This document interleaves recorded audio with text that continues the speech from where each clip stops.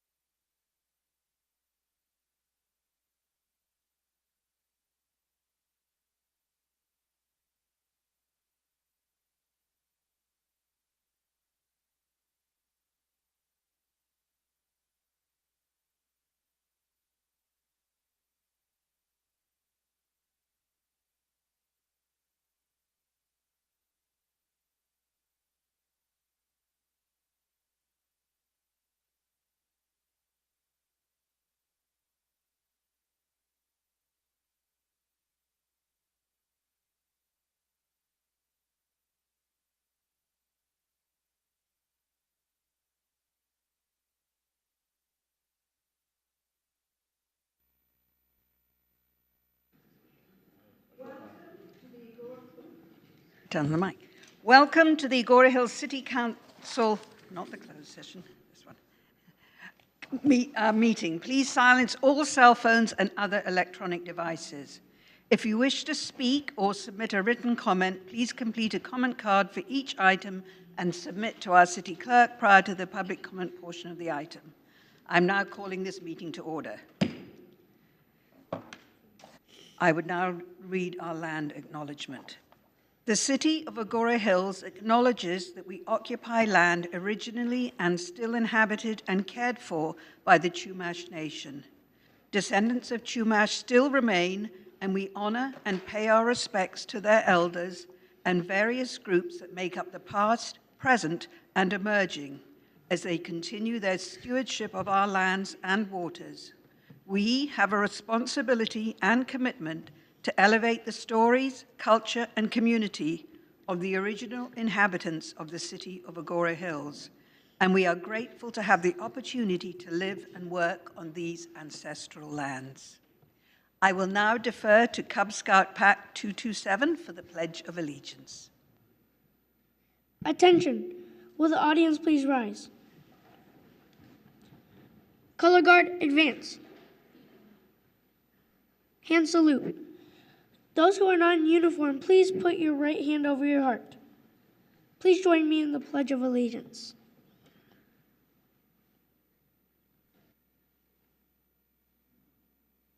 I pledge of allegiance to the flag of the United States of America and to the republic for which it stands, one nation, under God, indivisible, with liberty and justice for all.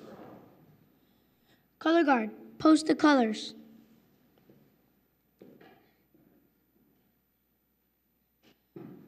Color Guard, salute. 2. Color Guard, dismiss. The audience may be seated. Thank you so much. That was a beautiful start to our meeting.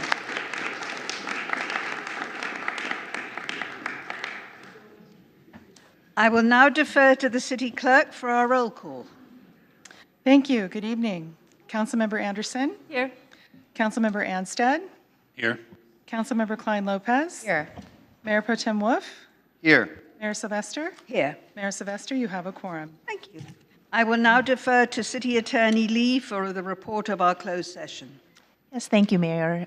Direction was given to staff. No reportable action was taken this evening. Thank you. Thank you. Will the maker of the motion and second to approve the agenda state your names? This is City Councilman Chris Anstead makes a motion to approve our agenda. Do I see a second? Mayor Pro Tem Wolf will second. Thank you. I'll defer to the city clerk. Councilmember Anderson? Aye. Councilmember Anstead? Aye. Councilmember Klein-Lopez? Aye. Mayor Pro Tem Wolf? Aye. Mayor Sylvester? Aye. Mayor Sylvester, you have approval, 5-0. Thank you. We're going to be doing a proclamation this evening, but unfortunately our portable mic is not working, so I'm going to read the proclamation from here, and then I'll ask Rabbi Brisky to join me. Proclamation 2025. Whereas the basis for the continuity of any society is education, and in the great state of California, the education of our youth is a priority, and whereas in order to achieve its highest goals, education must not only impart knowledge, but also teach the students how to live, forming and strengthening their moral character to make a better life for themselves as individuals and for society as a whole, imparting moral and ethical values that have been the bedrock of society since the dawn of civilization. And whereas a global spiritual leader and leading advocate for the advancement of education, the Rebbe, Rabbi Menachem M. Schneerson of righteous memory, stressed that a moral and ethical education empowers every individual to develop their full potential in making the world a better place.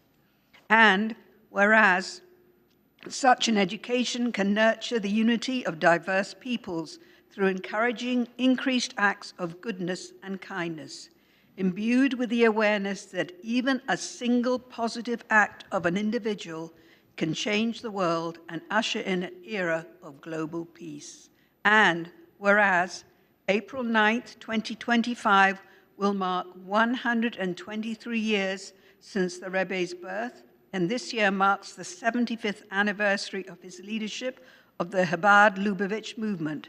Chabad is an acronym of 3 Hebrew words for wisdom, understanding, and knowledge.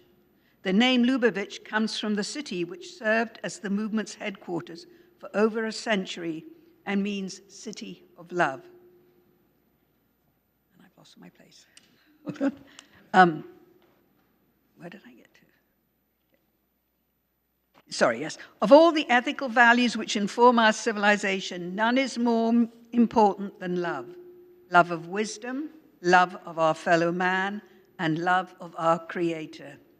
These values have guided the Chabad Lubavitch movement throughout its history and are the essence of education at its best.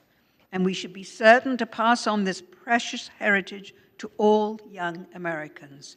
And whereas Education and Sharing Day is observed each year on the Rebbe's birthday in recognition of his outstanding and lasting contributions towards the improvement of education, morality, and acts of charity around the world. A day to pause and reflect on our own responsibility to ensure our youth have the foundation necessary to live lives rich in purpose and fulfillment through service and good works. And whereas April 9th, 2025 will mark 123 years since the Rebbe's birth, capping a year in which thousands of new institutions and initiatives were launched throughout the world in tribute to this celebration. And now, therefore, I, Penny Sylvester, the mayor of the city of Agoura Hills, do hereby proclaim Wednesday, April the 9th, 2025 to be Education and Sharing Day in the city of Agoura Hills, and call upon government officials, educators, volunteers, and citizens to reach out to those within your communities and work to create a better, brighter, and more hopeful future for all. In witness thereof, I have hereunto set my hand and caused the great seal of the city of Agoura Hills to be affixed at the town hall this 9th day of April in the year 2025. Rabbi Brisky, would you like to come to the podium and say a few words?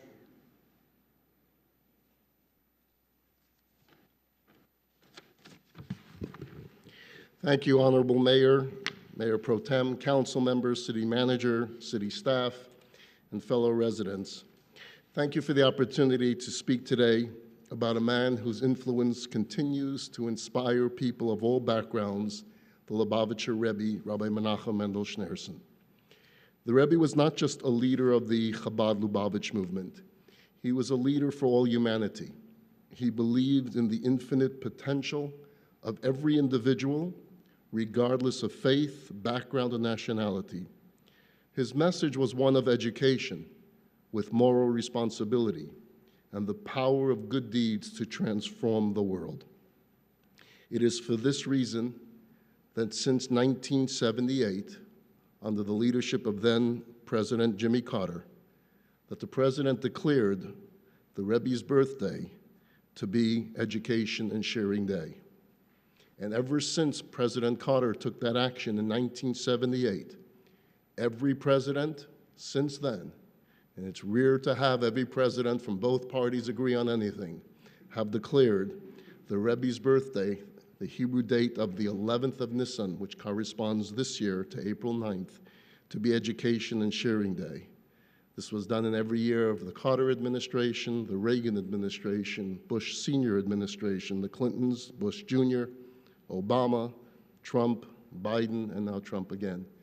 Every president, every year. And then it spread to governors, state houses, and city halls like this all across the entire country. The Rebbe's wisdom was sought by people from all walks of life, including some of the most influential leaders of our times. Presidents had correspondence with him. As a child, I remember seeing Governor Hugh Carey, for those of you that remember the governor of New York, Governor Mario Cuomo would come quite often, Senator Jacob Javits, Senator Patrick Moynihan, Senator D'Amato, all of these great leaders would come quite often to seek the guidance and the counsel of this very great man. Presidents of Israel, prime ministers, such as Menachem Begin and Benjamin Netanyahu, would often come seek the counsel of the Lubavitcher Rebbe. In 1968, I believe, it was Attorney General then Robert Kennedy that came when he announced his candidacy then for the Senator of New York, that came and spoke a late night meeting with the Rebbe about education in the United States of America. There's a short story that I'll share with you about a young boy that had a meeting with the Lubavitcher Rebbe. And he had told the Rebbe that he really was not from a religious home and had very little interest in religion. And so the Rebbe switched the subject and asked him about his own hobbies, what he liked very much. And he said he loved to build model airplanes. So the Rebbe started to speak about model airplanes. The Rebbe would speak to the individual in front of him on any subject that was on their mind. And the Rebbe said to him, you know, an airplane is meant to soar, but it only flies high if the engine is strong. And the same is true for every person. We're all meant to rise. We're all meant to fly high. We're all meant to reach greater heights. But we need an engine, and that engine is strong values and education to get there. And that message is timeless. The Rebbe taught us that education should inspire not only the mind, but also the soul, fostering a sense of duty to help others and make the world a better place. And that is why so many of all faiths and all walks of life sought his wisdom and guidance. And that's why till today, there's over 1 million people that come each and every single year to visit his gravesite in Queens, to be inspired by the life of this man. He reminded us that every small act of goodness creates ripples that can change the world. So as we recognize Education and Sharing Day, let us all be inspired by the Rebbe's vision. Let us commit to education that builds not only knowledge, but character, not only success, but love and kindness to each other. And that's a legacy that's worthy of celebration. Thank you.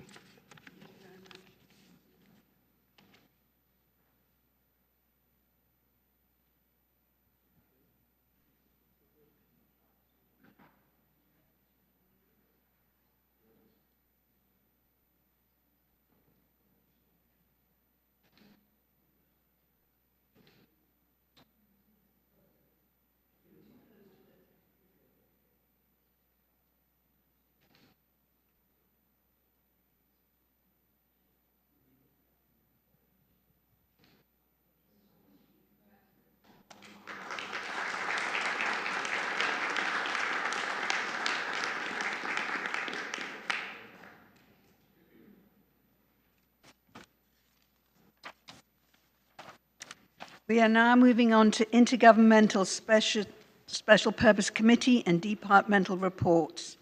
And I'm going up first. I have quite a few. So I'm starting with the Las Vegas Municipal Council of Governments report. We had David Slayton, who's the executive officer from the Los Angeles County Superior Court. He gave us an update on the new bail schedule that went into effect on October 2023. He noted there has been a 17% reduction in bookings and a 20% reduction in rebooking rates. So they are pleased with the data so far, and more data will be coming in the future. We also had a representative, Carla Sales, the Vice President of Governmental Affairs for Southern California Edison. She gave a presentation on the public safety power shutoffs, the PSPS. Southern California Edison acknowledges the need for better communication and coordination with local cities, which I think is something we all agree on. And she said SEC is looking at segmentation of the circuits so that what happened in Agoura Hills, whole circuits were shut down where some areas were safe, others weren't. So they're going to try and work on that. I also asked about the status of undergrounding in our city as a wildfire mitigation measure. And the reply that came back to me, which I thought was rather interesting, she said that the PUC has been holding up the approvals. Now, she gave me a site to go to, and I went online, and I know this is a silly little map, but this is our area. This was all scheduled for undergrounding in 2024-25 and in 2026. And obviously, a lot of this has not happened yet. So we're on the map to be undergrounded, but no movement so far. So we must, push on that. And the other thing, which I thought was interesting, they gave us support for telecommunications resiliency, and they said that while wireless carriers are required to have 72 hours of backup power, and we don't. We only have 24. So that's something, again, that we need to follow up on and pressure both SCE and our wireless providers that they do have more than 24 hours of backup power. It's obviously completely inadequate at this point. Then LA County homeless funding. This week, the LA County Board of Supervisors voted to increase the COGS homeless funding allocation, which is wonderful, and this will enable us to provide mental health and addiction consulting. The Lost Hills Sheriff Station, Captain Jen Situ said that Lost Hills Sheriff Station is holding their open house on April the 26th. And I would also like to congratulate Captain Situ. This week she was chosen as the Los Angeles County Woman of the Year. So congratulations to Captain Situ.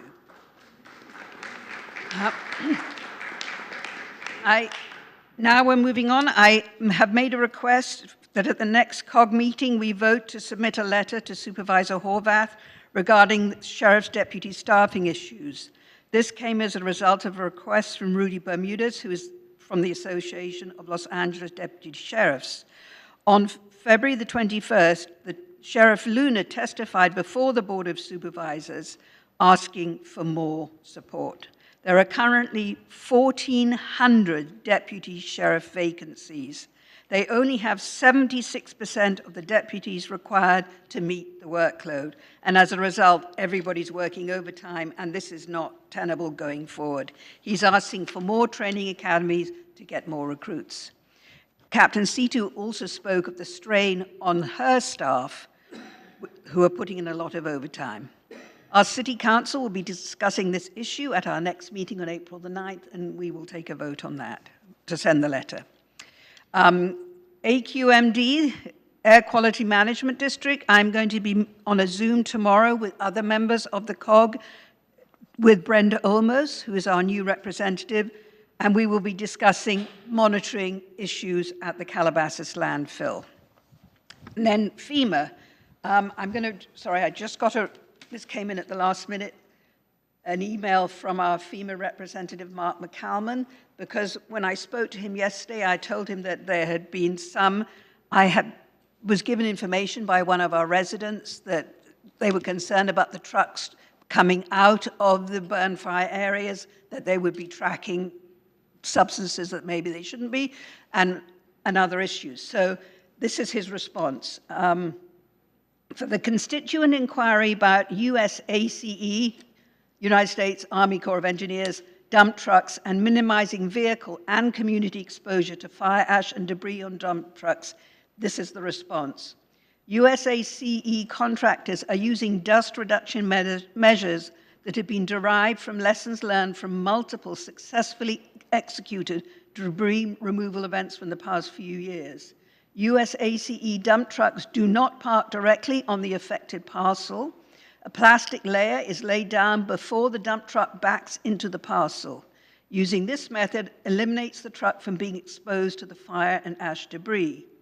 USACE is dedicated to minimizing the dust produced from debris removal operations. USACE contractors use the wet method to minimize the material from becoming airborne. USACE dump trucks are not hosed off before departing the parcel. USACE and contractor vehicles are clearly marked with a placard to help identify their vehicles across the disaster recovery area. If you or any of your constituents witness concerning practices or behaviors by a USACE or USACE contractor, dump truck, or vehicle, FEMA encourages making a phone call to 213-308-8305 with details for the situation. Photos can be helpful. So they are ready to respond to any questions or worries our residents have. And I encourage you, if you don't have to memorize these, you can send me an email or any member of our City Council or staff, and we will forward those concerns for you. but they are doing their utmost to protect everybody. So now I'm going to be reading a letter from Phil Butel, who is the Chief Executive Officer of Los Robles Medical Center. And I'm going to find that. Dear Mayor Penny Sylvester, Mayor Pro Tem Jeremy Wolf, and council members Chris Anstead, Kate Anderson, and Deborah Klein-Lopez, I would like to take this opportunity to thank you for reaching out to us for the latest update on our recent pediatric inpatient unit announcement. We take great pride in caring for the healthcare needs of our patients and community, and it means a lot to us to hear from you. After thoughtful consideration, Los Robles Health System intends to close its 12-bed pediatric inpatient unit to better align resources with community needs. This will be effective July the 1st, 2025. Los Robles trends in pediatric volumes have demonstrated a significant and sustained decrease over the last 4 years. Currently, we are seeing an average of less than 2 patients in the pediatric inpatient unit per day, while adult patients have other healthcare needs unmet.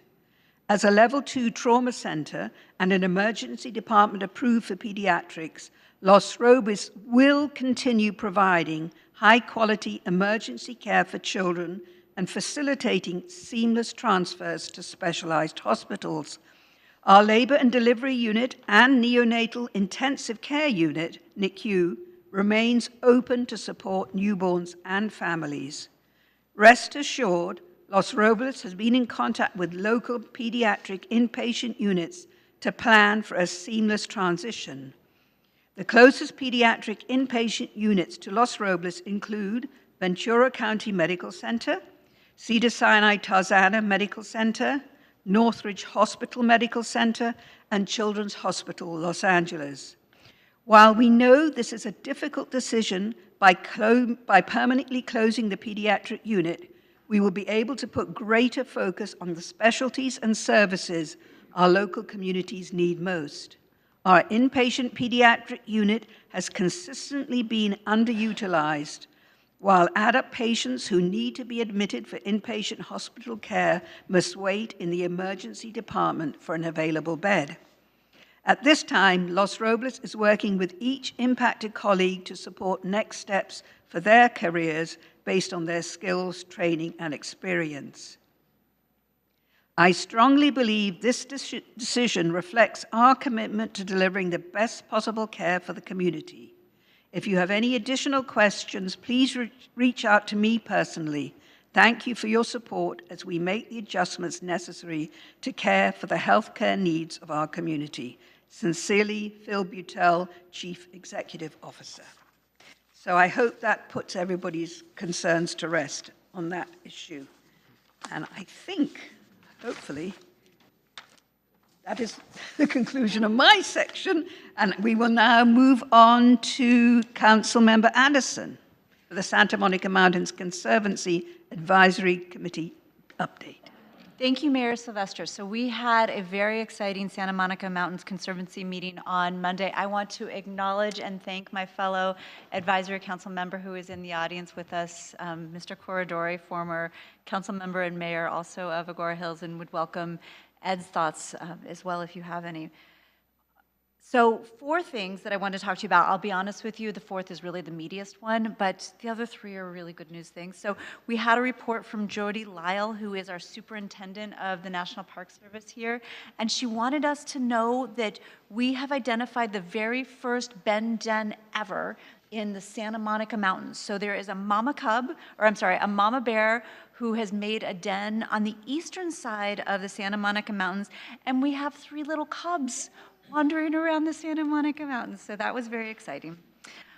Also on good news, the state parks made a report, and a number of the parks that were burned by the Palisades fire up and around Temescal are opening up, so the public there is very, very excited to see that. And then third, the Santa Monica Mountain Conservancy is over Temescal Park, and so we pay special attention to that. That fire ran through that park Santa Monica Mountain Conservancy has its own fire department for all intents and purposes, and that fire department was able to save a number of structures. A lot of good things got burned down, but they were able to save a number of structures and a number of the trees. So we had a Temescal tree report where they did a before and after of the pictures of trees the day after the fire, and then pictures of these trees almost 2.5, 3 months in, and a number of the trees are showing greenery. So we're super, super hopeful that a lot of the trees that were burned and scarred are actually going to be able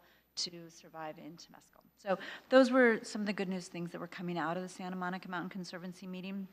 The big thing that is fantastic for us is, and I'll just cut to the chase, won't bury the lead, although I have in some ways already, the Agoura Hills, the city of Agoura Hills was granted a grant of $100,000 to identify additional fire resiliency needs in and around the city in the amount of, as I said, $100,000.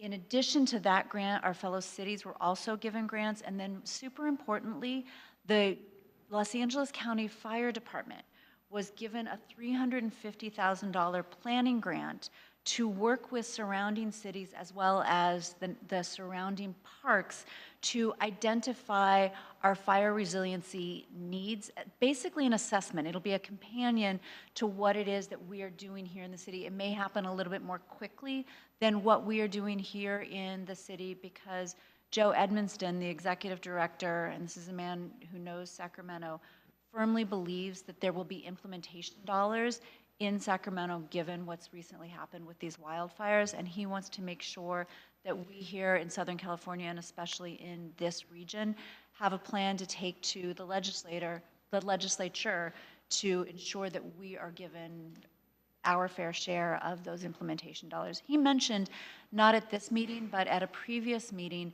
and I forget what the percentages were, but it was shocking, a significantly much larger percent of fire resiliency money goes to Northern California than to Southern California.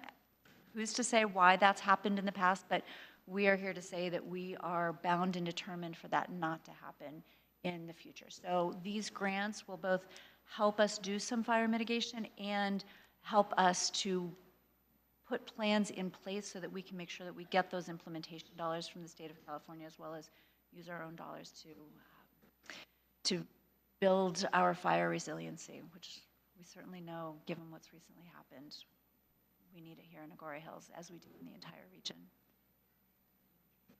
Thank you. And just as a follow-up to that, I hope everybody here has participated in the city's fire response survey. There's a link on our website. The more information we get, the more feedback we get from you, the more grants we can apply for. So please take that survey. Are there any reports from staff? Seeing none? Any? Debbie? I do have one quick report. This morning was our biweekly Wallace-Annenberg Wildlife Crossing community meeting that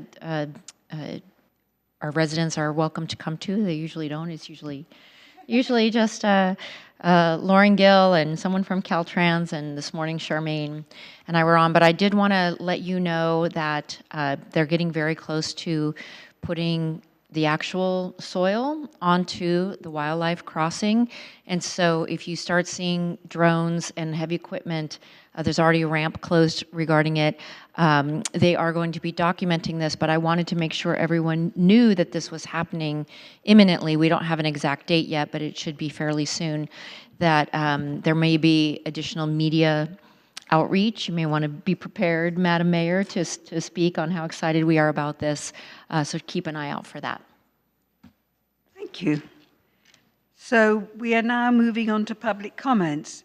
This section is reserved for persons wishing to speak on items that are not listed on the agenda that are under the subject matter jurisdiction of the City Council.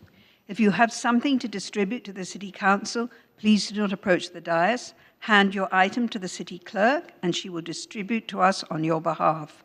Public testimony is limited to 3 minutes per speaker, and a speaker's time may not be transferred to another speaker.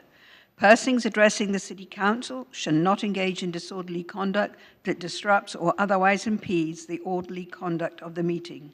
I will now, before I defer to the City Clerk, I just want to remind everybody that during this section of public comments, the City Council cannot respond to you. We are here to listen to you, and we can refer staff to you for any questions, but we cannot take any action or any comments at this point. So it's yours, City Clerk. Thank you. We did not receive any written public comments. We do have 2 speakers this evening, Richard Lawson, followed by Brooks Dingman.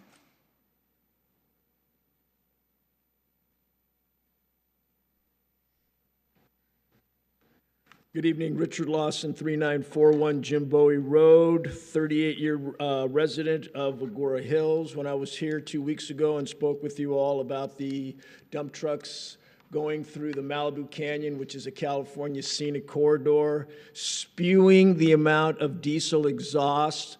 I witnessed it today. I'm a teacher at Malibu High School. Today we brought our middle school to Las Virgenes Water District for them to get educated on the sink to the drink program that they have there. Afterward, we went to Juan de Anza Park for a little picnic before we went back to school. I personally sat there at the picnic site, and I witnessed 25 trucks within a 45-minute period coming and going on Lost Hills Road, going to the dump, spewing diesel exhaust. Now, it was mentioned that, hey, that's not in the city of Agoura. People don't care about it. You know who cares about it? The Santa Monica Mountains care about it. So that was my issue on that, and I hope the AQMD is monitoring that as well as the Army Corps of Engineers. The other issue I want to speak about is Agoura's only theater gone, new homes arrived. March 14th, the Acorn. Some of the things that are concerning to me is the property will consist of 4-story buildings, okay? Well, I know that the city of Agoura has a 3-story mandate on buildings. Why? This particular company, which, by the way, they say this real estate company is the largest apartment owner in the country, not the county. This is a big country, the United States of America. This is the largest apartment owner. The developer, Graystar, because they designated 38 apartments to be affordable, are entitled to a 50% density bonus. Hey, why not? 50% more people, 50% more density. That should not be there. It's going to be a problem at the choke point right here. So those are concerns that we have. Unfortunately, we lost that area. I saw the fence all up around there today, but a 50% increase on that. That is unacceptable as far as I'm concerned. And the last thing I wanted to mention, in order to fit the extra apartments, the new building height is 1 floor. They're four stories, so it's 1 floor over the city of Agoura's mandate of a 3-story. The last thing I want to talk about, as I sit at the corner of Agoura Road and Canaan, and I look at the hillside underneath Ladyface Mountain, once again, you know I've talked about it the last couple times, is the dilapidated, rusting, old water tank. There needs to be a date when that is going to be removed. That is a huge eyesore. Thank you so much. Our city manager will be making a statement later about the water tower. Thank you. Our next speaker is Brooks Dingman.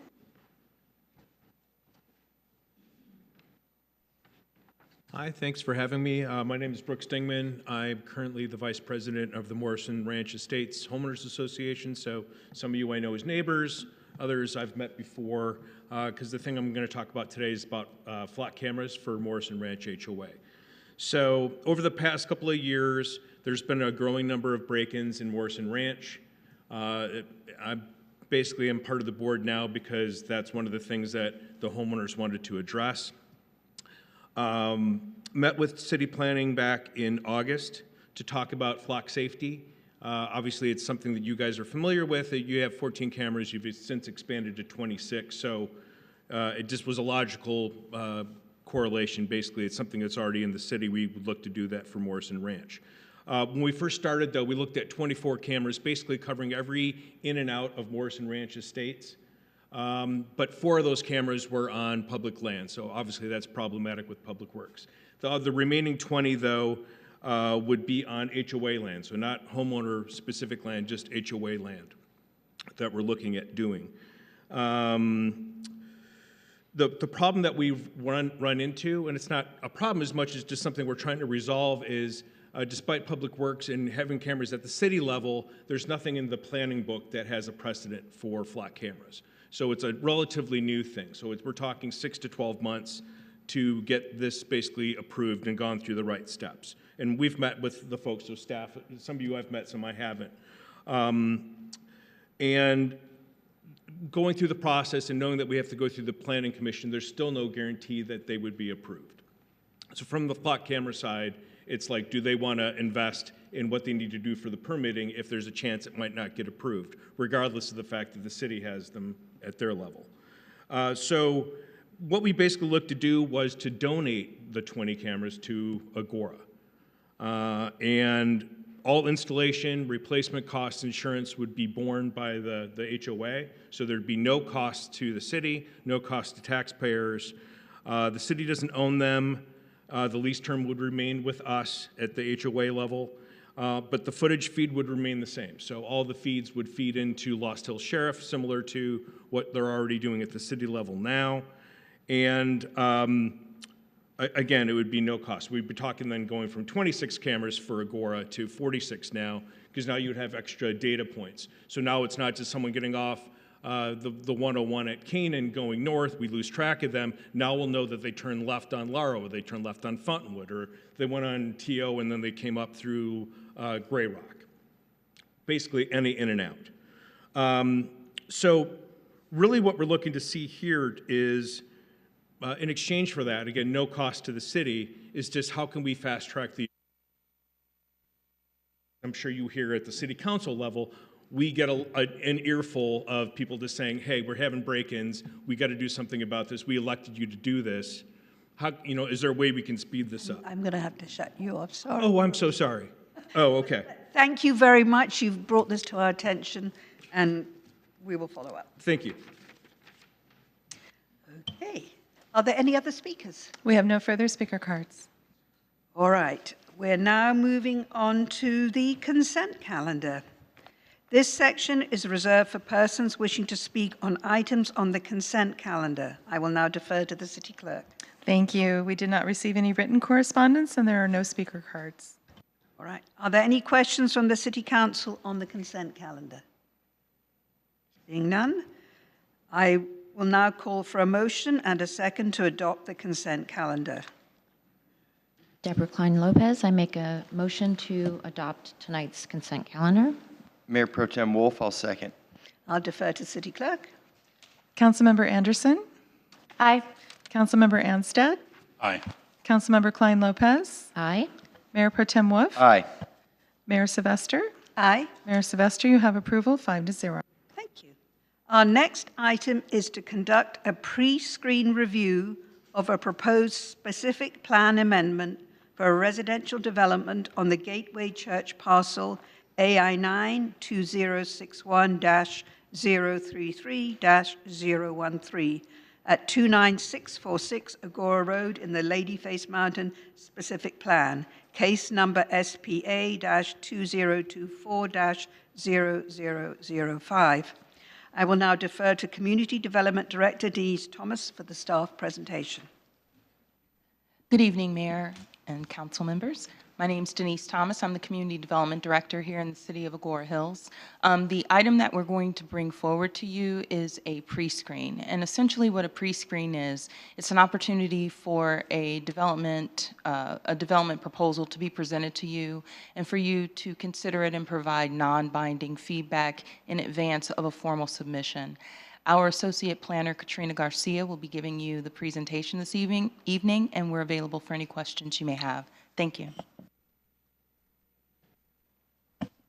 Thank you, Denise, and good evening, City Council members and Honorable Mayor. As Denise mentioned, the item before you tonight is a discussion for a pre-screen application to amend the specific plan and the general plan for Toll Brothers and Gateway located at 29646 Agoura Road. And I'd like to make a correction on the staff report. The correct case number is PSR-2024-0005. So tonight's discussion will include the following topics. The purpose of the pre-screen application, a brief description of the existing site and the proposed development, a short summary of the Ladyface Mound specific plan, the proposed specific plan amendment, the proposed general plan amendment, a summary of changes, and staff's recommendation. Additional slides with the objectives and intent of the Ladyface Mound specific plan are also included at the end of this presentation to guide the discussion. So the purpose of the pre-screen is to allow the City Council to provide non-binding feedback to the applicant's proposal, which includes amendments to the LMSP and the general plan to allow residential use so that they can ultimately construct single and multi-family dwelling units. The proposed site is located on the south side of Agoura Road within the Ladyface Mound specific plan. The site is 109 acres with a 17% average slope. Majority of the site is undeveloped with the exception of an existing summer camp and church. The proposed development project intends to subdivide the 109-acre lot into 5 parcels, where lots 4 and 5 would remain as open space. Lot 3, which contains existing camp facilities and a church. Lot 2, which would be a site for a new religious building, and Lot 1, which cites 61 new dwelling units and new roads. So this is a rendering of the proposed development off Agoura Road. Staff would like to note that the development project has not yet been reviewed or analyzed against the code, so its feasibility is still to be determined. If the applicant decides to proceed with a formal application, the project would include several permits and entitlements, including a specific plan amendment, general plan amendment, conditional use permit, site plan architectural review permit, a vesting tentative tract map, an oak tree permit, and a density bonus. The project would also be subject to an environmental review. These would also be subject to change depending on the formal application's project description. As currently adopted, the Ladyface Mound specific plan allows 3 land use categories. 1, business park uses, which are those uses allowed under the BPOR zoning district, with restrictions on certain uses, including residential. 2, shopping center, which was on the southwest corner of Canaan and Agoura Road and was eventually absorbed by the Agoura Village specific plan. And 3, open space, which is everything above the 1,100-foot elevation line.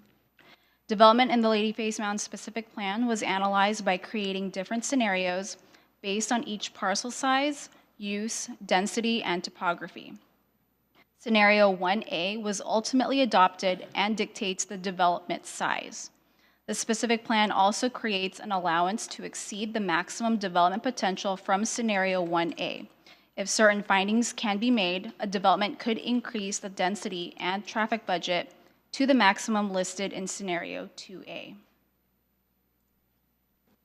As I mentioned on the last slide, Scenario 1A dictates the maximum development potential of each parcel in the specific plan.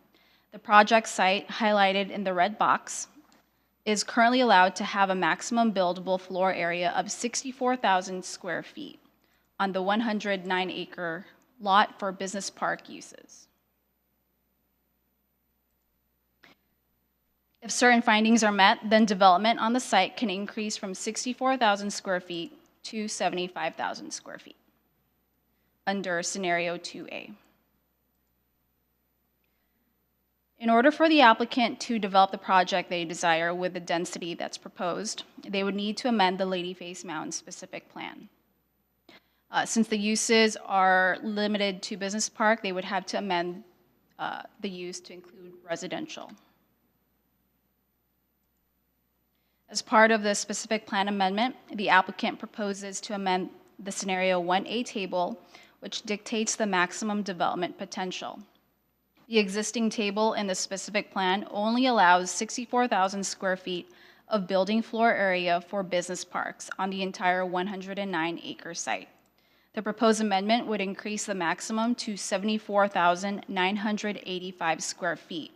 However, the applicant's proposed development would still exceed 74,985 square feet, in which case the project would then defer to an amended Scenario 2 table. Scenario 2 would be amended to allow a maximum range of 122,000 square feet to 164,700 square feet of building floor area compared to the previous allowance of 75,000 square feet. If the applicant intends to build 61 multi-story dwelling units and a new sanctuary on a site that has existing structures, then the maximum range would likely need to increase to allow at least 174,000 square feet of building floor area. Other development standard changes include altering the language under the building form section of the LMSP to remove upper story setback requirements that regulate bulk and mass and requires buildings to conform to the natural slope of the mountain. The amendment also removes restrictions to roof materials which originally requires them to be tiles. As part of the SPA, Attachment 3 of the staff report shows an entirely new section in the specific plan to include project-specific development standards to the parcel, which include density, height, setbacks, parking, hillside, and retaining wall standards.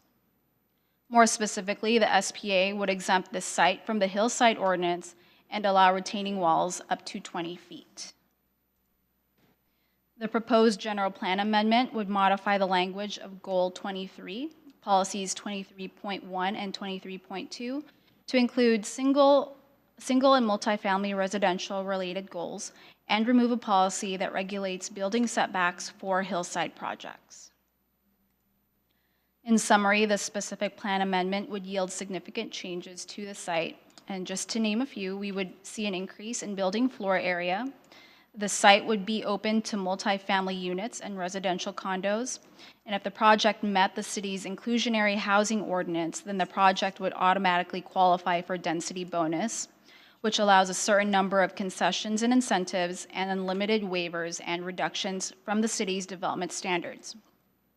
If a development project proposed more affordable units than what the inclusionary housing ordinance requires, then more than 159 units could be developed. Another item would be the retaining walls can go up to 20 feet without the need for a variance, and front yard setbacks would be reduced. Hillside development standards that regulate grading, open space, landscaping, and building design would not be required, and subsequently no hillside findings would need to be made. And depending on the housing type, there is also potential for JADUs and ADUs. Staff would also like to highlight that the additional housing units would count towards the city's Regional Housing Needs Assessment, or the RHNA. It's also worth mentioning that the city already studied this site as part of the Housing Element Amendment in 2022 and did not designate it as a housing site. As part of that study, the city designated 20 other sites that could potentially accommodate this type of housing development and contribute to the RHNA. So that staff respectfully recommends that the City Council discuss the proposed specific plan amendment and general plan amendment and provide the applicant with non-binding feedback, specifically addressing the following. 1, the proposed SPA and GPA as it relates to the purpose and intent and objectives of the LMSP. 2, potential land use implications of residential use and development in the Ladyface Mountain specific plan. 3, potential public benefit of the proposed SPA and GPA. As part of the discussion, the purpose and intent of the LMSP is listed here for reference, including the Ladyface Mountain objectives. And we can refer back to any of these slides during the discussion. And as I mentioned earlier, a design review of the development was not yet completed for this pre-screen, so staff can't vouch for the feasibility of the project as it relates to emergency access, fuel modification, public utility connections, oak trees, and general development standards. This concludes my presentation. I'm available for questions, and the applicants are also available. Thank you. Thank you for an excellent presentation. I'm going to open it up to our City Council members for questions. Councilmember Wolf. I'll start off. So when this was reached out to be designated as one of the housing sites, why was this not selected as one of our housing sites when we were looking at the housing element?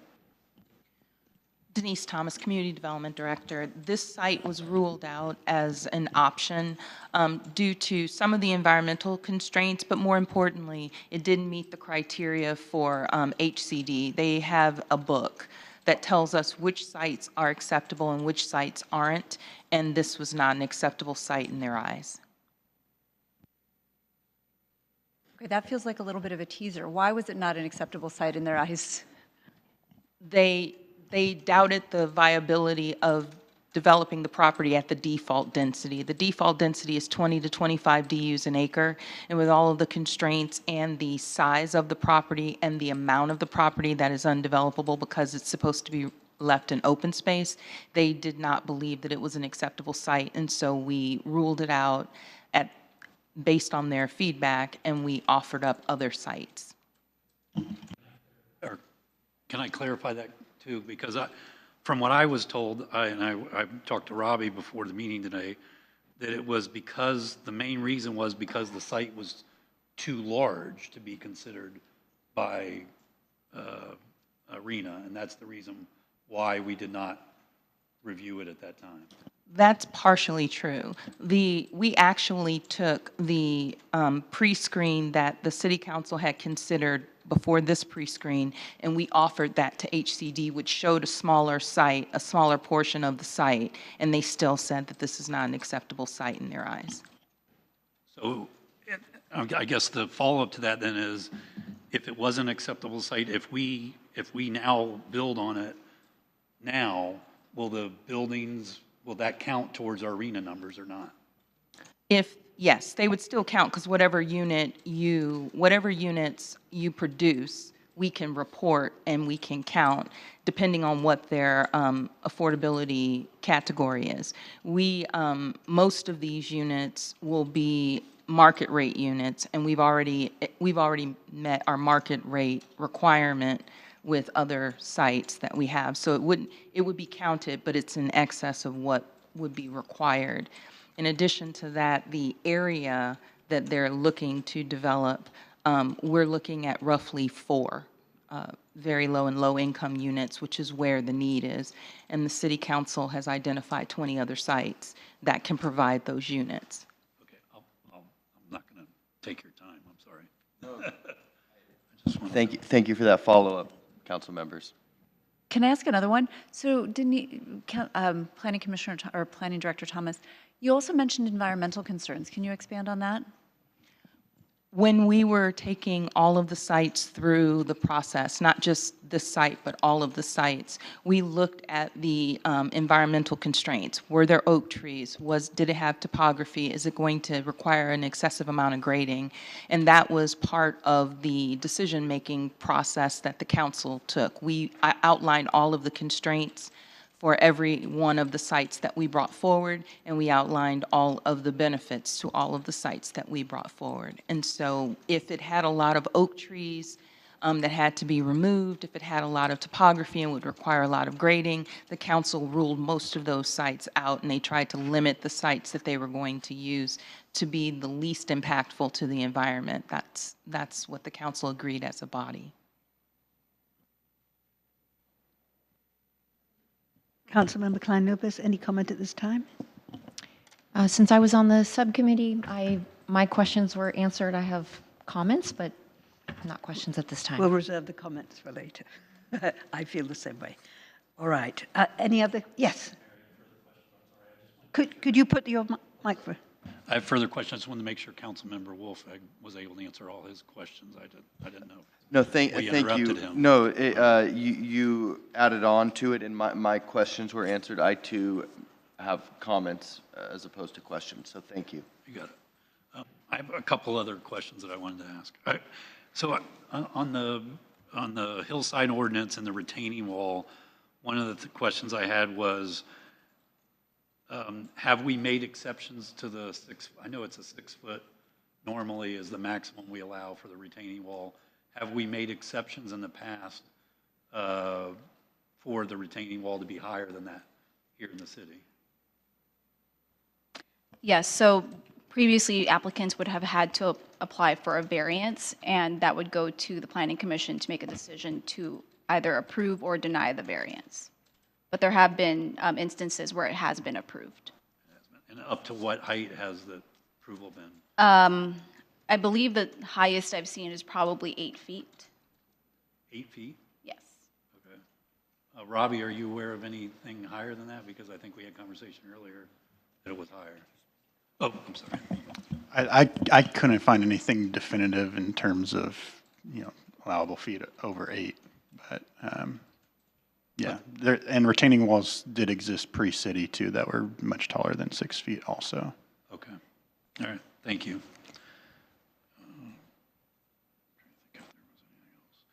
On the RENA number, going back to the RENA numbers for a second, if this site was to be built and we did have more units that were low income and moderate income, that they did build those units, would that relieve the fact that we would be meeting our numbers and that we would not have to build on all 20 sites that we've designated in order to hit our RENA numbers?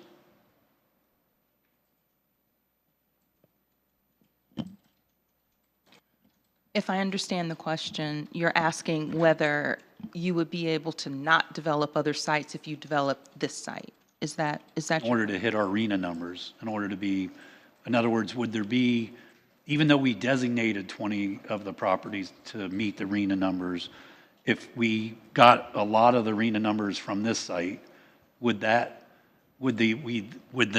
not need to have the low income and moderate income on other properties that we have designated in the city? Is that? I'll speak to the 20 sites you've already chosen. Sure. If one of the 20 sites that you've already chosen hits all of the RENA requirements, then we would be able to report to HCD that our RENA obligation has been met. And then there is a process that the state has that would allow you to reconsider some of those other sites. Does that answer your question? Yeah, I think it does. Thank you. That's all my questions. Thank you. Thank you. And I would just like to follow up on the retaining wall. If we have a retaining wall of 8 feet, was that done on a multi-unit property like they're proposing, or was that on an individual house? When I go through records, I've mainly seen variances for 8-foot tall retaining walls in Laura LaPlante Street, which is for single-family residential. So it's an individual, it's not a bulk Correct. row. Okay. Thank you very much. Mayor, do you mind? In this current proposal, is it the understanding that there are 4 units that would be deemed very low income for the RENA numbers? Is that your understanding? I want to defer that to the applicant as far as the designation, but the In this current form, yeah. Yeah, so I can defer that to the applicant, but generally they would have to meet the city's inclusionary housing ordinance in order to qualify for a density bonus. So I believe the number may have been 4 units, but I can defer that to the applicants. Thank you. If I may add to that too, the inclusionary housing ordinance requires 15% of the development to hit the qualifications that are in our ordinance, and there's flexibility in how those are met. But if you do the math, 15 times 81, you come up with it, but we certainly can defer to the applicant. Thank you. Thank you. Council member? Yeah, just one question. I'm curious about the precedent-setting effects to this. So if we were to make the changes that the applicant is requesting of us to all of the plans and the various things, what are implications for other developments within the city?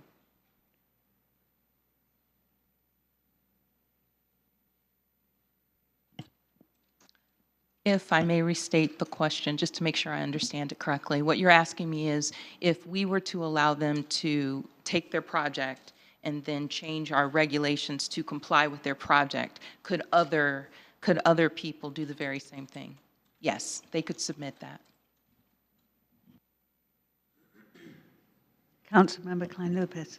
I guess to clarify Councilmember Anderson's question, obviously other applicants and property owners can submit requests always to amend a specific plan or the general plan. I guess to follow up on your question, are there other properties within the Ladyface Mountain specific plan that would be affected by this change? Is that, I think that's what I understood the question to be. The subject of this pre-screen is for their property and their property only. So if they were to change, they were very specific to identify only their property, but some of the changes to allow residential in the Ladyface Mountain specific plan I don't believe that is specific to this parcel, but I'll let Katrina follow up. So in the applicant's proposed amendment, they identify specifically this site to allow for residential. So technically, it wouldn't apply to the entire Ladyface Mountain specific plan as currently proposed. It would only apply to this site.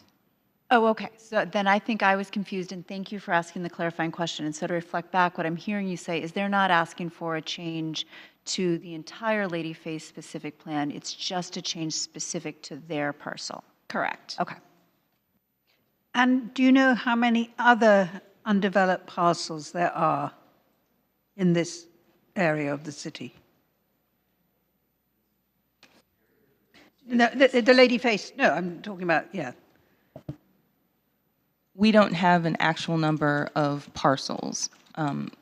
There are other undeveloped parcels adjacent, the Ladyface Mountain specific plan goes down to where the pure water plant is going to go, so it's between here and there, so there could be other parcels in there, but we didn't prepare that information. We can get back to you. No, that's fine. But this, if we did change it for this specific parcel, it would be setting a precedent for any other undeveloped parcel within this specific plan. It could do that, yes. Yes. Yes. Thank you, Mayor. On that subject, actually, it is, some of it is in the reading, but I want to kind of understand it a little bit better. The parcel of property that was on the corner of Canaan and Agoura Road, that originally was in the Ladyface Mountain specific plan, but then when we formed the Agoura Village specific plan, that piece of property got pulled out of the Ladyface Mountain specific plan and was put into the Agoura Village specific plan, correct? That's correct. Okay. And originally, the Ladyface Mountain specific plan included or allowed, and again, this was in the reading, but I'm just kind of going through it, allowed for senior housing to be senior care residential housing to be built in the Ladyface specific plan. Is that correct? Correct. And then it was amended whenever that corner piece of property was put into Agoura Village, the Ladyface Mountain specific plan was amended, and we took that provision out of the plan? So the Ladyface Mountain specific plan hasn't been formally amended to remove that section of Agoura Hill, of the Agoura Canaan corner. So that could probably be part of a future amendment. Okay. And this piece of property that we're talking about today sits, I know the piece of parcel that is in the Agoura Village specific plan on the corner, the only piece of property that's between this piece of property and the property in the Agoura Village specific plan is the park that was just designated, that was given by the Wizen family, that is basically, it's that corner piece of property, it's the park piece of property, and then it's this parcel. Is that correct?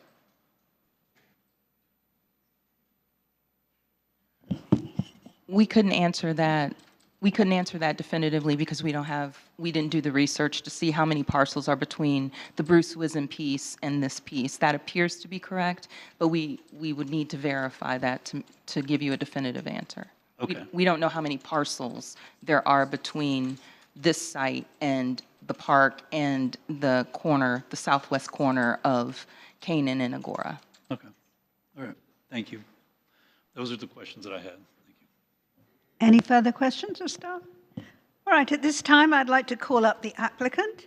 You and your representatives will have a total of 15 minutes for your presentation. Please note that when the yellow light appears, you will have 1 minute to conclude your presentation. Please adjust the microphone and begin. Thank you. Is there a clicker for the presentation, or do I just say next slide? Good evening, Mayor Pro Tem, members of the City Council, City Manager, and City Attorney. My name is John Reichel. I'm a Vice President of Land Entitlement with Toll Brothers. Very much appreciate your time this evening and look forward to showing you what we have been working on here at Gateway Church. Before I get started, I also want to thank Ms. Thomas, Ms. Garcia for all of their work to get us here. We've, between the LUEDC and this, we really appreciate the time that they've spent in their efforts to take us to this point. So a little bit of background on Toll Brothers. We are America's luxury home builder, founded in 1967 by Bob and Bruce Toll. We are a publicly traded company, Fortune 500 company. We've now been on Fortune's World Most Admired Companies list for 11 years, hence the 10 plus. And we're the 9th largest home builder in the country. I do think what sets us apart is the quality of our architecture and the homes that we build and the focus that we have on the home buyer and optionality. And I think the Toll experience sets us apart from other builders and something that we are very proud of. Next slide, please. Just to kind of as a refresher, these previous site plans, I know that this has been in front of council before for a pre-screen. Just wanted to show the differences that we have, or what we had been looking at before. The plan on the left had mostly triplex units. The plan on the right had duplex units. And I know that some of the commentary at the time from council was not respecting the view corridors to Ladyface Mountain and also working into the hillside. So next slide, please. We have spent a very large amount of time really working on this site plan to address a lot of those concerns, and obviously it is a complicated site that required a lot more smarter people than me to put this plan together. So as we've said, it's 5 proposed lots. The total site area is almost 110 acres. The residential portion is 8.5 acres. The religious institution is just over 13. And then we have the 87-acre open space area. The residential community itself is 43 single-family homes, 18 duplex units, and 9 structures. We are providing 4 affordable units at very low income for sale. We will be requesting a density bonus, not for density increases, just for waivers for some development standards related to retaining walls, which I will get into later. We're also providing, in addition to that, $1.25 million in affordable in lieu fees to be utilized to fulfill affordable housing objectives in the remainder of the city. Pastor Gabe is here with me this evening, and he'll be speaking a little bit about Gateway's plans, but they are proposing a new worship center, multi-purpose building with landscaping, and obviously Camp Kinneret's going nowhere. We think it's a great compatible use for our plan here, and we know it's definitely important to the city. Next slide, please. The aerial perspective here, I think, shows the efforts that we have taken to really site this community into the hillside. It is a terrace development so that it is working with the existing topography, and we've looked at it from multiple levels, not just from retaining walls, but the building designs themselves also include lot splits so that the buildings can continue to work with the grade as it moves down. A number of them have what we call a walkout. They'll enter in on the 2nd story at the street, but in the rear they do have a lower level that again helped site this into the hillside and also minimize the retaining walls as much as we possibly could. Again, we feel like believe it's a very attractive community and a great addition, and again, fits well within the character of the neighborhood. Next slide, please. This is a perspective from Agoura Road, showing the units. As you can see, the step outs here, the unit entries are on the 2nd level on the other side of the home, but again, this provides just a really attractive street scene along Agoura Road that we think, again, was a great solution to working with the retaining walls, or working with the grade that exists on the site. Next slide, please. And then this shows the interior street scene. These, again, showing the entries at the 2nd floor. As you can see somewhat to the right, as you look between the homes, how it does slot into the community. And again, as staff has said, they haven't reviewed these plans yet, so obviously there's lots, there will be discussion related to elevations and design. Next slide, please. I'm going to hand it over to Pastor Gabe for a few minutes here, and then I have a few more items to follow up on after. Thank you for your time, Honorable Mayor Sylvester and City Council members and staff. Thank you so much for your time this evening. This is a very special night for me personally as the pastor of Gateway Church. We have many of our congregants here, and they're wonderful people. I'm such a grateful person to God to be able to be their pastor, and our heart and soul is in this vision, and I want to share a little bit with you. First of all, I love Agoura Hills. It is such a blessing to be able to be a part of this community, and I want us to join and partner together in the wonderful stories that makes Agoura Hills a great place to live. And that's really our heart together as a community of faith, to join with the city and this wonderful developer as well. We want to add value to the city of Agoura Hills. That's really our heart. Not myself, I've only been here for 5 years, but there are members of our church here that are actually with us that have been a part of this community of faith for 35 years. And that's been the heart of the church, to add value and to serve the community the best way we can. And I really believe that we've done a good job, and I just feel like there's tremendous opportunities for us into the future. We really exist as a community of faith, and not just for those that attend the church, but our vision and our heart is to be the kind of community of faith that's a benefit to even non-members. That's actually our passion for the people that don't come to our church. We just want our city to thrive and flourish. But we need to upgrade our facility to be able to do the things that is in our heart to do. And so that's why this is so strategic for us, and a dream that we've carried for so many years, and we really want to see it come to fruition. And so most of our congregants live in the city and in the Conejo Valley. We provide numerous opportunities for people to engage our beautiful campus. One of our greatest partners and cherished relationships is with Camp Kinneret.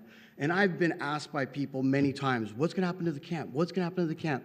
And I just tell them, Ryan and I are together in this. We're partners. We love having the camp there. We're excited about them being a partner with us into the future.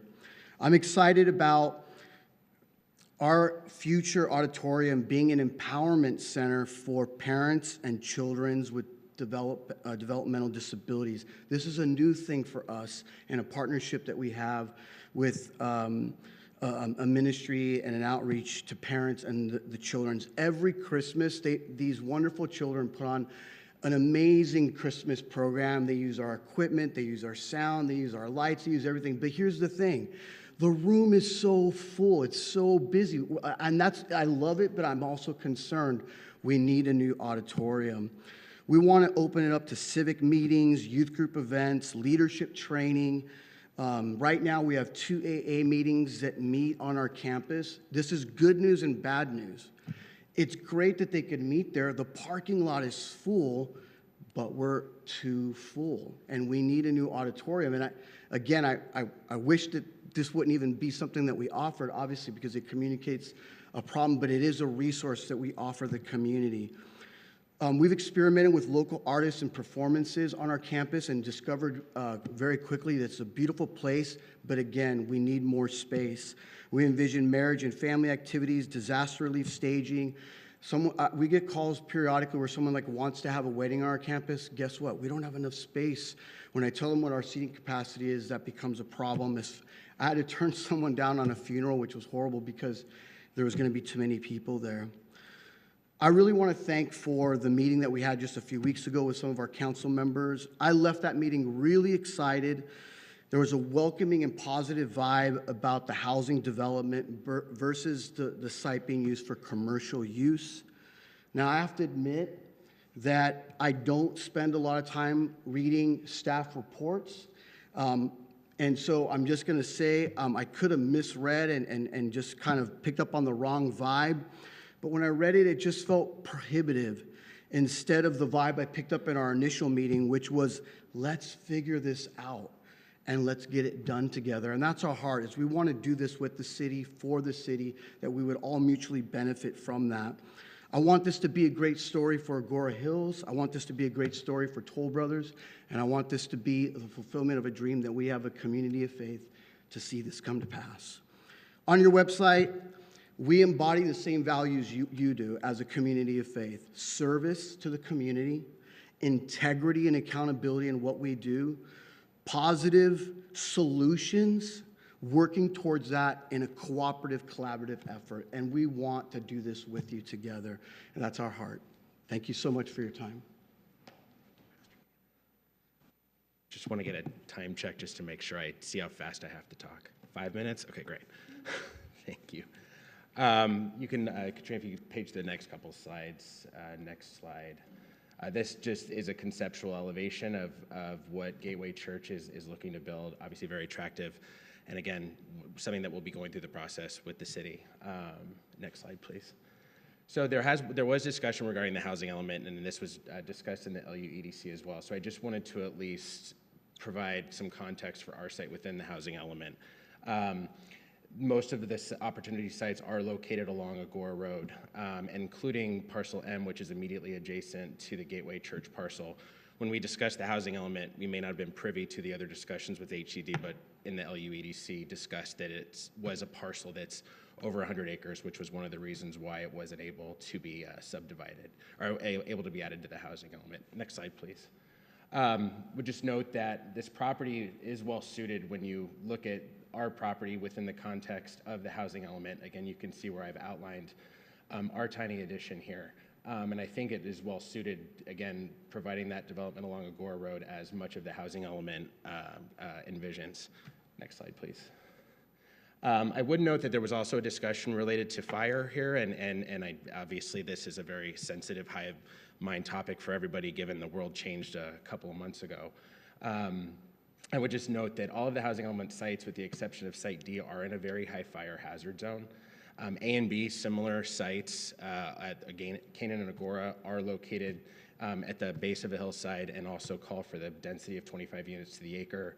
Site M, immediately adjacent to our property, is proposed at RM15 or with the affordable housing overlay of 25 units to the acre. Our proposal is 7.2, and it's mostly single-family homes and duplexes, and we feel that it responds well to, obviously, the current concerns related to fire, but also will provide credit to the city for those RHNA requirements. Next slide, please. I wanted to get into the retaining walls quickly. I just want to state affirmatively, no retaining walls along Agoura Road are larger than 6 feet.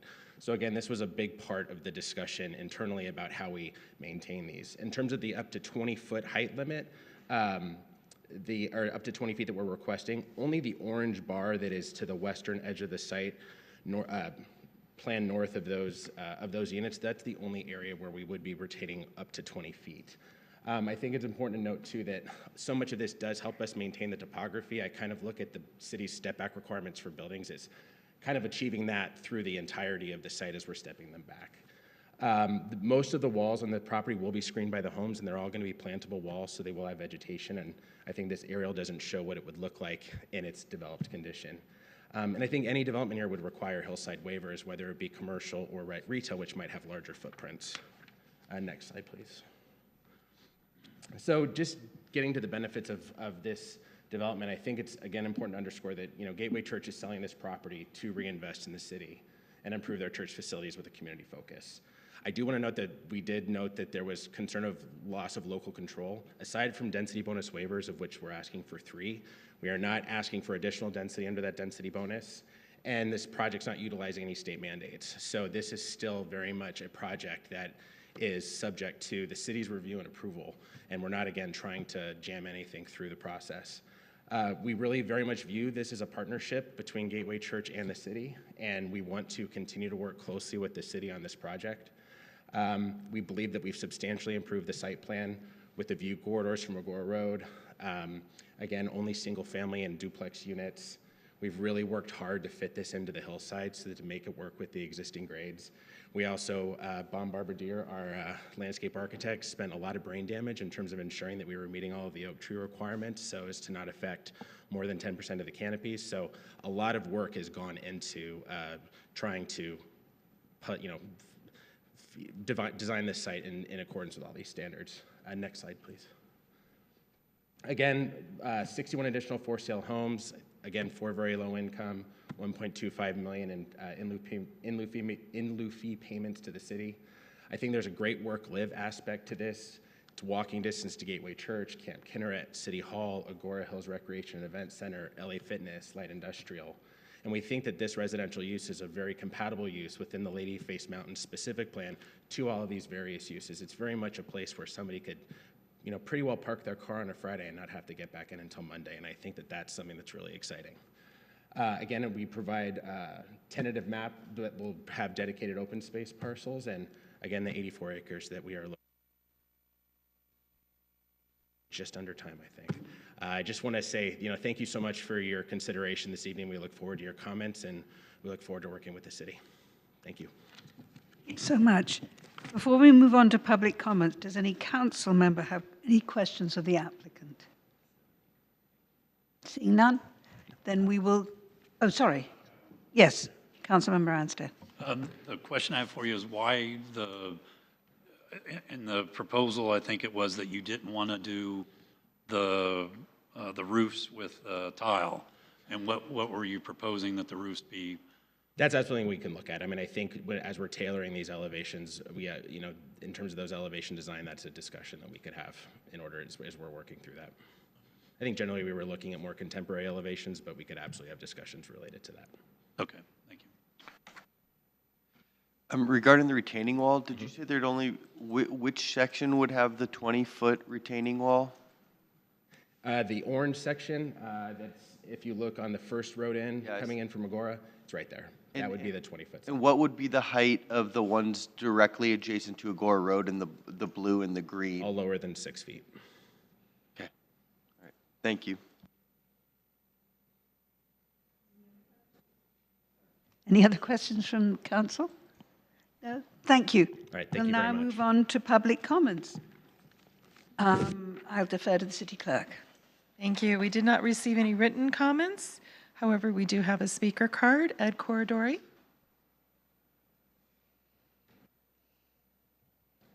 Welcome, Ed. Thank you. Good evening, Madam Mayor, and members of the council.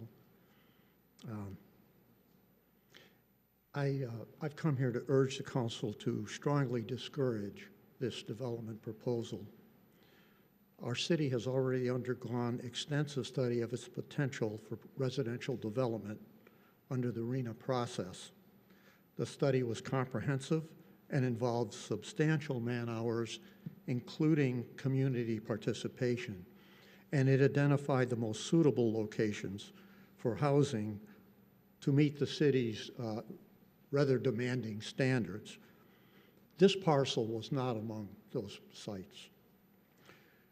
In spite of the difficulty of meeting the RENA numbers in our hilly and fire-prone community, our city has already met 15% of the goal, and with the Regency project, we'll be well along to meeting the goal without this project.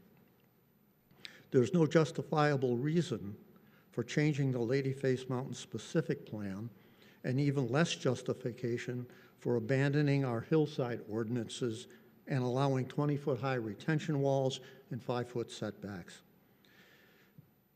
There are numerous good reasons for excluding this site for residential development. The site is entirely in the very high fire hazard severity zone. Moreover, the steepness and limited accessibility of Ladyface Mountain make it a place where wind-blown fire can expand very rapidly and be very difficult to stop. The site's only ingress and egress is Agoura Road. This will not only impede the evacuation of residents of the project itself, but will further impact the Canaan 101 freeway interchange, which is already problematic as an escape for our neighbors, the residents of Cornell, Malibu, and unincorporated LA County. Unlike office or commercial developments, residential areas are occupied 24/7, putting significant restriction on wildlife habitat and movement. This is especially important in the summer months when water sources higher up the mountain dry up and wildlife has to seek out water at the base of the mountain. Residential projects also tend, over time, to introduce non-native species to the urban wildlife interface and thereby increase the risk for fire and the loss of native plants and habitat. Maintaining defensible space for this project will require removal of, no doubt, acres of native vegetation, much of which will likely be beyond the lot line of the project itself. In addition, Sorry, I'm going to have to ask you to wind it down. is my time up? Your time is up. Do I have any time? Yes, just Ladyface Mountain is a visual landmark that helps identify our city as gateway to the Santa Monica Mountains. Having buildings and retaining walls looming over Agoura Road will change forever the rustic character the city has tried to maintain as part of its identity. It sets a precedent I would be loath to see. Thank you. thank you very much. Do we have another speaker? We do. Gary Ahrens? Welcome. Hi, welcome. Thanks for letting me speak. Gary Arntz. I've lived in the city of, well, in the area. I actually live over off Canaan, but I've lived here for 28 years. And the only single-family development that has happened that I've seen in Agoura Hills was done about 25 years ago over off Ray's Adobe. Western Pacific Housing built it. Other than that, there's been no single-family development in the city. And all of your sites that have been identified are all multifamily. So everything you're getting is density condos. There's no single-family living that you guys have anywhere in the city proposed, or there's anywhere to put it. So I just come here to say, let's stop apartments, let's stop condos, but we need single-family housing. Thank you. Thank you. Any further speakers? No further speaker cards. Okay. This is the time reserved for the applicant's rebuttal. Oh, yes, that's where we're at now, right? Am I correct? You will have 5 minutes total. Do you wish to speak now? Again, John Reichel, Toll Brothers. I think I'd just like to underscore our desire to work closely with the city on the development of this site. We understand, the sensitive nature of the Ladyface Mountain specific plan, but we think that the project that we're putting forward here will be very additive to the community, especially given the opportunities it provides to Gateway Church to further expand and upon their goals and missions within the city. This is still very early on in the process. We think that, again, we've worked very hard to come up with a plan that, again, will be additive. It's not apartments, it's not condos, it's detached condos, but single-family homes predominantly. And we are hearing in many places that folks who live in these cities are hoping for single-family housing to come in, or for-sale housing to come in that allow their children to live in the city as well. And I think that we're hearing that in numerous jurisdictions that we're working in. And I think our ability, again, to provide that for-sale housing to continue to foster growth within the city from the people that grew up here and lived here is very important. But again, I just would, again, like to underscore that we very much view this as a partnership, not just with Gateway Church, but with the city. And we are very much looking forward to working with you to address any concerns that the council or the community might have in order to effectuate this community. So, thank you. Thank you very much. Staff is requesting the city, is requesting the city council provide non-binding comments or feedback to the applicant regarding this request for a pre-screen review for a proposed specific plan amendment. So who would like to start? Yes. Can I go first, just speak so Absolutely. we can, perhaps you and I can share with our fellow council members the discussion that we had at the subcommittee. We had a wonderful discussion. I just want my fellow council members to know it was a very productive Land Use Economic Development Committee meeting. And I just want to share with my fellow council members and the public some of the things that I shared with Pastor Gabe and John at that meeting. The area is zoned for some development, and so I was very clear that, in these times, I would rather see housing in general than more business centers or more commercial, which is likely to be built in the other directions. I would rather see housing built, is what we need. I love Pastor Gabe's passion for the property and for the congregation and the church itself. And I think there is a good argument to be made about the live work along Agoura Road as we start to develop more of the Agoura Village specific plant center. Wizens is blowing up. We're talking about some new vision, going in the other direction. And so I think there's a good argument to be made there. And then I also had mentioned that I appreciate that the new plans had 2 entrances and exits, unlike some of the prior plans we had seen that had 1. But I had some concerns which I shared with the group, and I would like to share them with you as well. First of all, about the housing, the numbers themselves. For affordable units, it doesn't do a lot to hit our RHNA numbers. And so even though, it's over 60 units total, it doesn't really contribute to our RHNA numbers because, as Ms. Thomas said, we have no problem hitting our moderate and above moderate numbers here in Agoura Hills. We really need to hit the low and the very low income. And so 4 is not a lot. And I shared with you that not a huge fan of in-lieu fees as a way out of doing the affordable, because that puts the burden of building the affordability on us, on the city. So we get the funds for in-lieu fees for affordability, but we are not builders. We don't own very much property, and so I'm not a fan of in-lieu fees, but it's something that we have to offer per state law.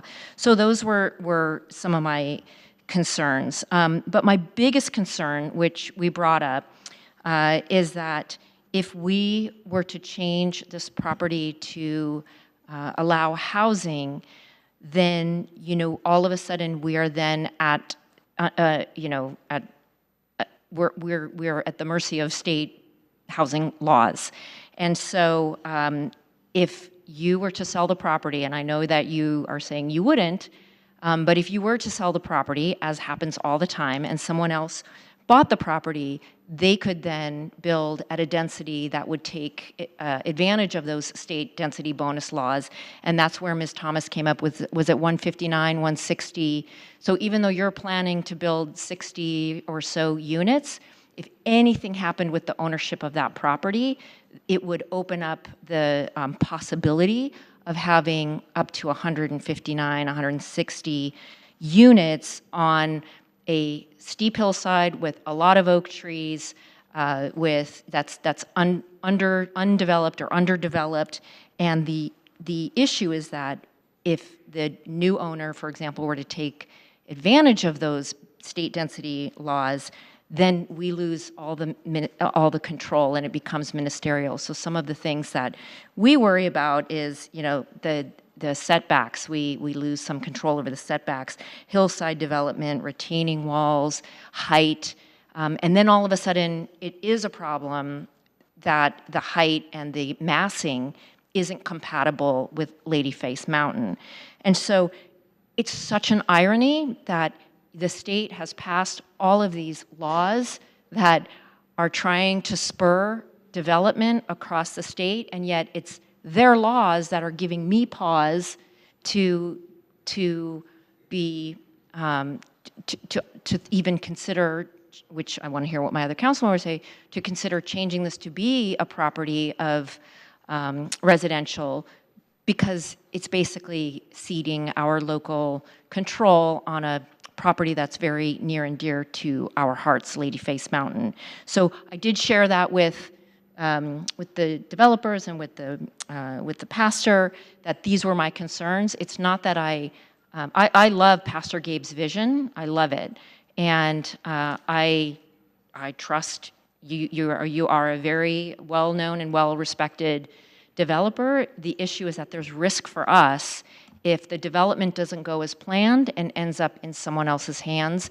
and goes into a ministerial process that changes this vision. So those were my concerns that I shared. I want to share that with my fellow council members.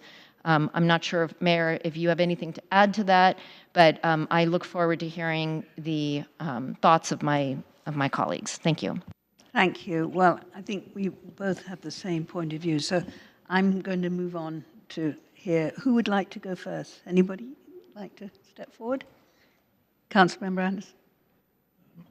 I think first I want disclose that in 2018, I visited the church, and I met with somebody there that was showing me what their vision was of the development. I have no idea whether that development, because it's been a long time. Like seven years ago. But I wanted to disclose that I have been to the church, and that I've met with individuals showing me kind of what their concept was of doing a development at that time. So I know this has been a process that you've been considering for a long time, and it's interesting that we're finally starting to take shape. Obviously, there is concerns because of where the property is located, and the biggest concern, I guess, is the hillside ordinance to me, and trying to avoid going up and building a 20-foot wall. And so I know this meeting is just to give input, I guess, into the proposal, and my thinking would be, well, try to see if you can adjust these homes to not have to build, or at least downsize that where that wall is, and that 20-foot wall. That's one of my concerns on the project. The other concern that I brought up earlier was asking the applicant about the roofing, just because I was wondering, well, I mean, tile seems to be the most fire resistant thing I can think of, and why would you not want to put tile on the roofing? And so I would want to obviously have something to try to put in this area that's the most fire resistant possible. And so I think that's one thing. The other thing is, I also earlier asked about all the high fire severity zones in the city. And I now, with the updated map, unfortunately, our city has now, I think it's approximately 90% or somewhere close to that You number. can pretty well say the whole city. The whole city Yes. is now in the high fire severity zone. So obviously want to be very careful with building. I mean, we've now experienced the fire most recently coming very close to our town, and want to make sure that we take every precaution possible on that side. I think I brought up the history of the fact that there's properties along Agoura Road that have changed, and that makes me basically say, well, hey, we've changed in the past, and maybe we can change now going forward.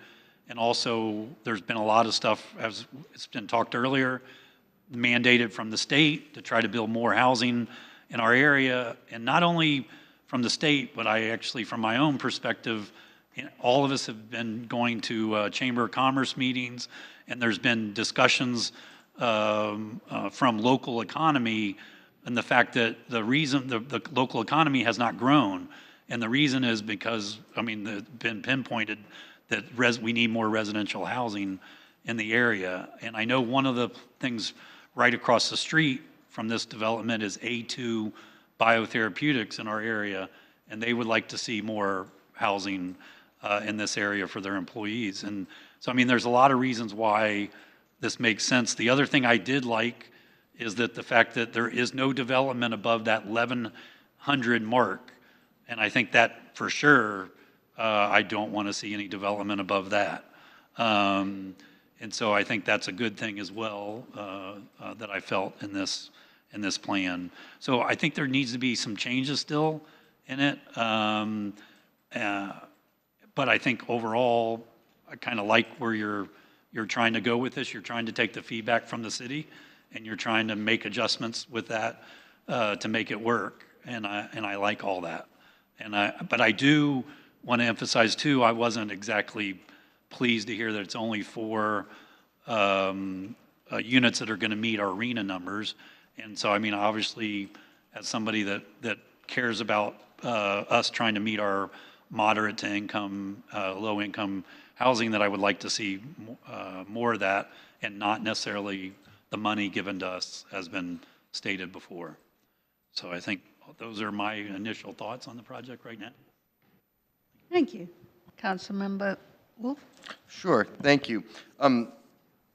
I want to start off by thanking the pastor, and it's a really testament to the community you've built. You've had so many folks show up here tonight, and the diversity of our religious institutions in Agoura Hills is something I really pride our city on. And I do appreciate the work that has gone into this thus far. There are some concerns I want to raise, and the first one is being what Councilmember Deborah Klein-Lopez touched on, is the loss of local control. I understand that you're saying that you are not going to sell this, and it would be with the Toll Brothers, but what could happen if it is sold is it could be 4 to 5 stories with state housing, and that's fact, and we're dealing with that now with other sites within the city where they are we have 3 stories, but it doesn't matter because with SB 330, SB 9, various state housing laws, they come in and it trumps all local control. And so that is something that is top of mind for us. So that is one thing I have a concern with. The other one is going into our Ladyface Mountain specific plan that we have spent years and years and years refining that, and so there would be a significant change to that. And we come up with these plans so that in the future, when projects come forward, we have a blueprint, and this would be going outside of that blueprint. So that is one area of concern. Regarding the housing sites, we went through this painful process with the RENA numbers and to identify the sites, and this wasn't in it. And as brought up by my 2 fellow council members, the four very low income units is not incentivizing to me for this project. I appreciate that the 20-foot retaining wall is only in one segment. I was under the impression it was all through Agoura Road, but still having a retaining wall of that size does raise a lot of concerns. And the one egress for the very high fire severity zone, the most disaster-prone county in the nation. We have fires. Historically, it's a fire zone. That is something that is troubling, and that area will burn again. It's not if, it's when, and so it is a very, very dangerous part of the city regarding historical fire trends. It's also one of the most ecologically and culturally rich in resources portion of the city with native artifacts and biodiversity. And one thing that I do want to bring up that I was a little surprised was to see the renderings.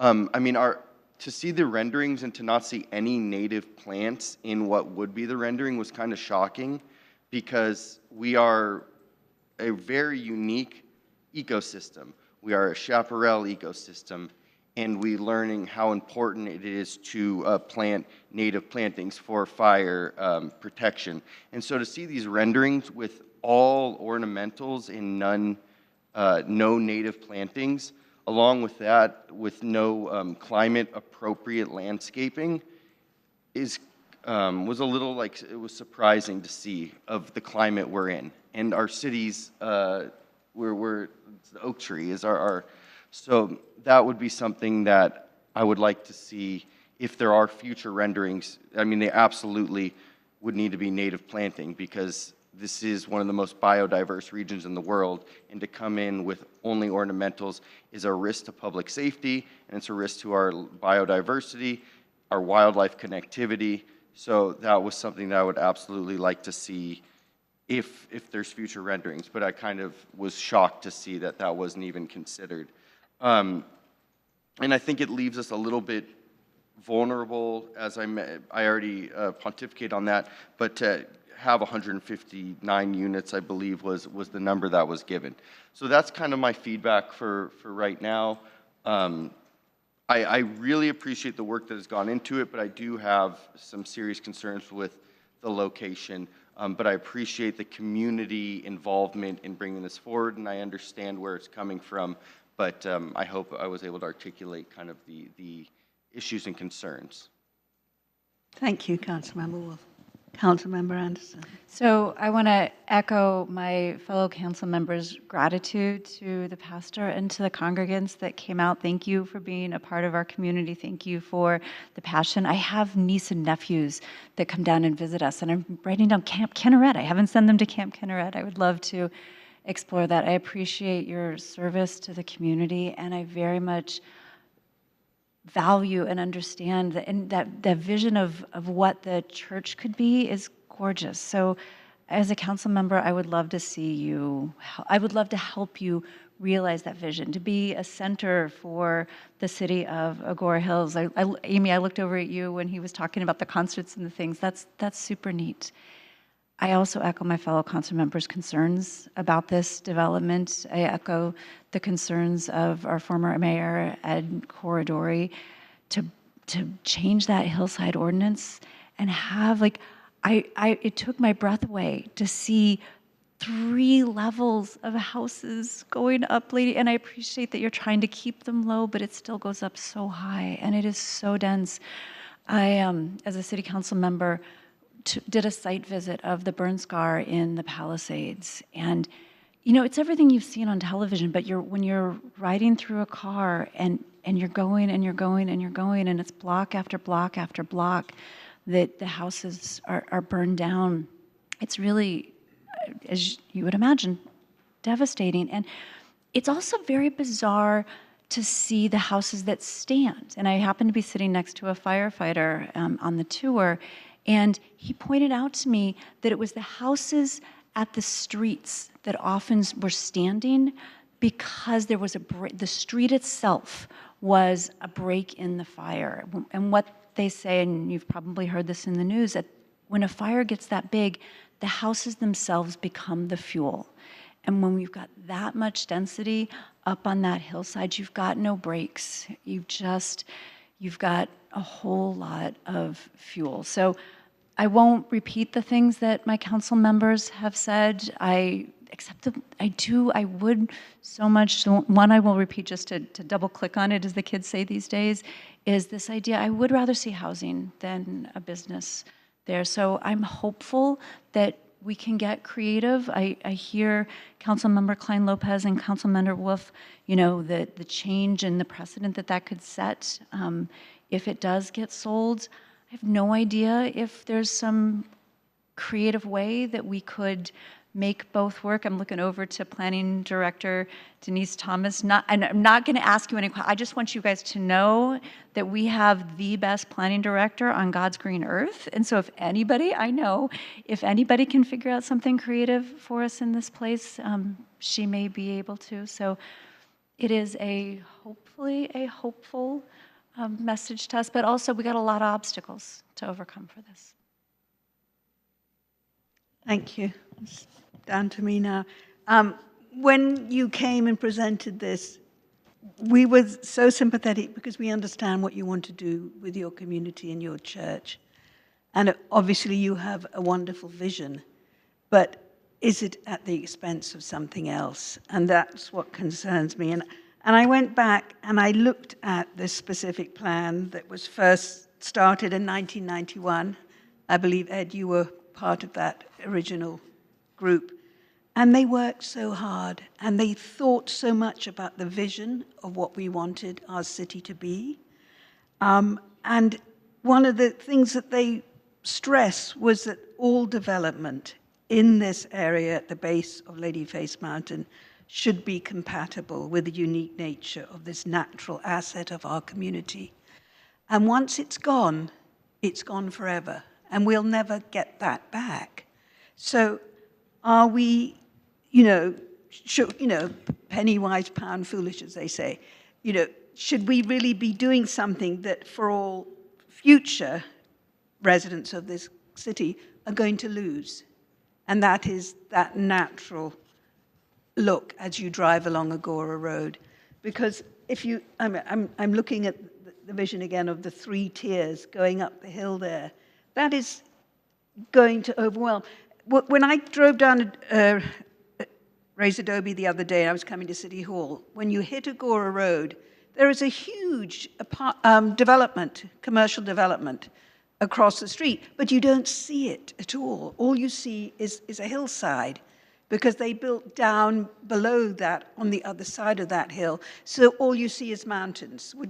And I think you would all agree with me there. If you head south on Reyes Adobe, you'll see what I mean. So you haven't lost the look of Ladyface Mountain. And I do worry that this will take it away. And as you say, you're saying it's going to be 60 units, but we don't know. None of us know what's going to happen in the future. And we have been burned several times recently where we've approved even an individual house, and the owner came and stood there at the podium and said, no, I'm not selling this. This is for me and my family. This is where we want to retire. And then we find out a month later the property's for sale. And we have no control again. And we have lost so much control, and so many of our residents are concerned and are angry with us already because of other developments that are coming into the city that we do not have control over. But this is an area that we still retain control. And I'm just very concerned that, is this the appropriate character and design for this hillside open space? And as much as I sympathize with what you want to do, I mean, if it was 10 houses going up there with, spread out, it would be a different issue. But this is 60, basically three-story, even though most of them are individual homes, they're really townhomes because they're so close together and there's so little garden space around them. So I'm having a hard time with it. And so that's my feedback tonight. It's not that I want to stop you from doing what you want to do with your church, and I realize this is the only way for you to do it is to sell the land and let it be developed.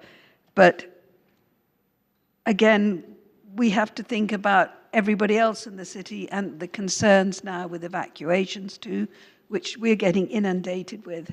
And which is why we're doing all these surveys right now to figure out how can we protect our residents when the next fire comes, because it is coming. And they're only getting, the winds are getting stronger, the fires are burning fiercer. So that's my feeling this evening. And I apologize if I'm shattering dreams, but I don't think I could find a way to change our zoning regulation in this area. So, thank you.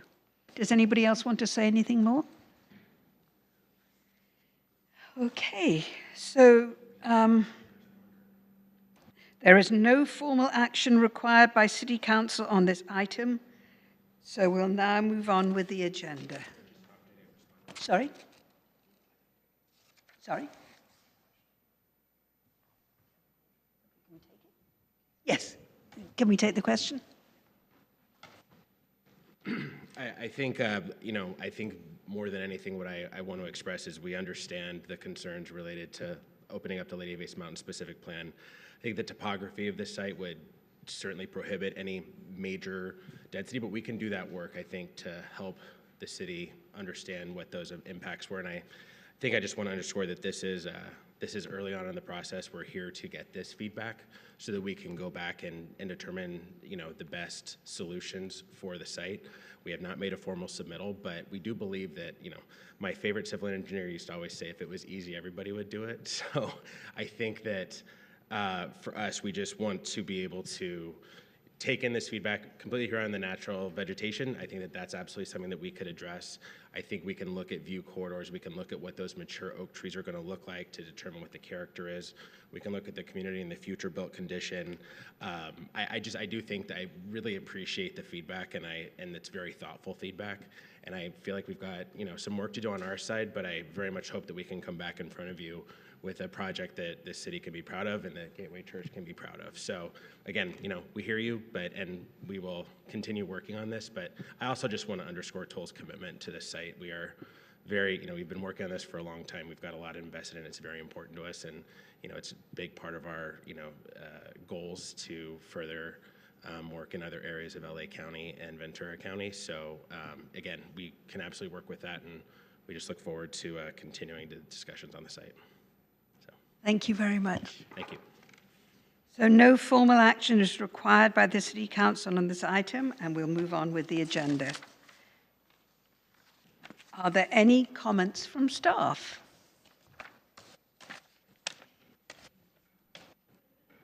Any? Mr. Hamburg, are you going to make a comment? In regards to the water tower that's come up, I can't commit to a date because it's not our property.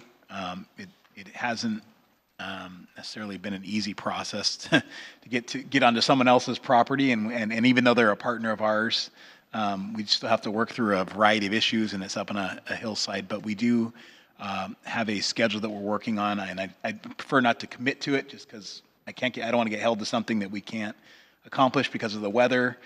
We're hoping the rain will stop and then we can get up on the hill, but we have to work with the fire department because we've got to get tools up there. But it is our plan to go up and remove the damaged water tower as soon as possible, but we'll have more news on that in the upcoming weeks.